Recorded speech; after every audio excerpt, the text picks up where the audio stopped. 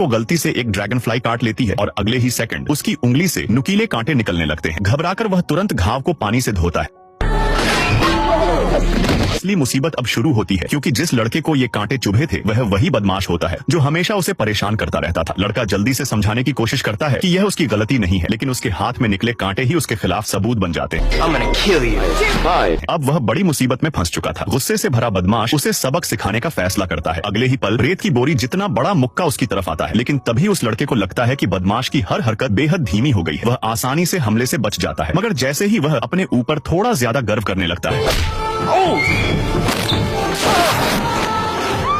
घबराया हुआ रिक तुरंत मुड़ता है और स्कूल से भाग निकलता है। रास्ते में वह एक बंद गली में जाकर छिप जाता है। वह जानना चाहता था कि आखिर उसके साथ हो क्या रहा है, और तभी उसे एक चौंकाने वाला सच पता चलता है। वह बिल्कुल स्पाइडरमैन की तरह दीवारों पर चढ़ सकता था। यहाँ तक कि वे खतरनाक करतब भी, जिनकी उसने कभी कल्पना तक नहीं की थी, अब उसके लिए बेहद आसान हो चुके थे। वह अपनी नई ताकतों से उत्साहित ही हो रहा था कि तभी सड़क से एक तेज और कर्कश हॉर्न की आवाज सुनाई देती है। दरअसल एक बड़े ट्रक के ब्रेक फेल हो चुके होते हैं। ट्रक बेकाबू होकर सड़क पार कर रही एक बुजुर्ग महिला की तरफ तेजी से बढ़ रहा था। बिना एक पल गंवाए रिक हवा के झोंके की तरह दौड़ता है और बुजुर्ग महिला को धक्का देकर सुरक्षित जगह पर पहुंचा देता है। सभी लोग सोचते हैं कि रिक अब जरूर मर गया होगा, लेकिन उनकी हैरानी का ठिकाना नहीं रहता जब वह बिल्कुल सुरक्षित खड़ा दिखाई देता है। आदमी, मुझे यकीन नहीं हो रहा, तुमने उस बुजुर्ग महिला की जान बचा ली।